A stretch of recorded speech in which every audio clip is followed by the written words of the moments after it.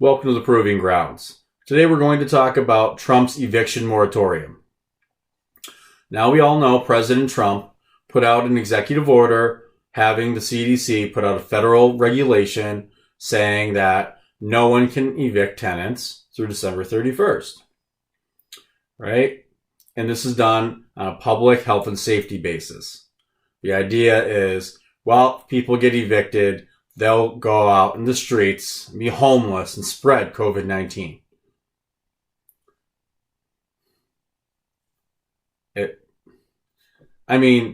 Does anyone believe that? Right? That during an election year, this is just a wholehearted attempt to prevent people from being thrown into the streets by these heartless landowners. You have these landlords, these evil people who just want to throw you out in the streets for no reason other than you don't pay your rent. You know, we should all see what this is, right? A blatant and ham-handed attempt to curry favor and buy votes. And at whose expense? Private citizens, right? The landlord's expense.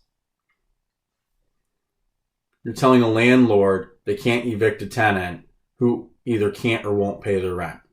So they have to absorb this cost. Now, what if the landlord can't absorb the cost? What if they have a mortgage to pay and a bunch of their tenants get this, moratorium out, right? They can take this out and not have to pay rent for the next several months after they already probably haven't paid it for the next several months. Well, this is going to have two effects right off the bat. One is some people are going to go out of business. So smaller landlords who own less units, it's more of a mom and pop shop kind of deal, are going to go out of business. And the big, land or, real estate development companies who own lots of units are just going to buy up those units. And when they do, or when those other mom and pop shops see what's going on, they're going to do what the big companies are already going to start doing. And that's do what? Short-term, month-to-month lease agreements. So if you can't pay your rent for 1 month, okay, fine, I'll take that hit. You're right, the government says you don't have to pay, but you still have to get out because we had a 1 month lease agreement. It's month to month. You're out. And this provision actually allows for landlords to get rid of people for other grounds, like you're not maintaining the property properly, or you're annoying other tenants, or things of that nature. Landlords will get creative to get rid of people who can't pay. And they shouldn't have to go through all that. It's their property. You have a lease agreement, and a part of that agreement is the stipulation you will pay your rent. The government has no business stepping into this. Now, you can make the arguments all you want. It does have some stipulations like, if you make more than $99,000 a year or a combined salary of $198,000 a year, and you have to show hardship and significant loss of revenue and all that. It doesn't matter because it's not the government's job to get involved in this. It would be one thing if this was some kind of coercive relationship, but it's not. It's a consensual relationship between adults. You're looking to rent property. I'm looking to, rent space that I have out to somebody. We come to an agreement on what that means, fill out a contract, we sign it. Boom. It's that simple.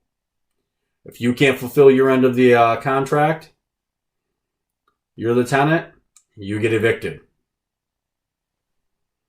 Should not be incumbent upon property owners to absorb all the loss for some tenant not being able to pay their bills, whether they, and you know what?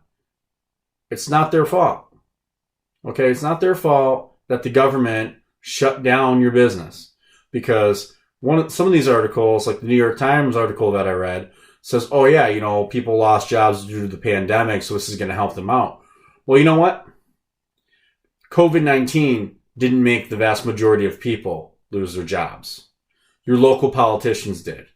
Your governors did. Your mayors did.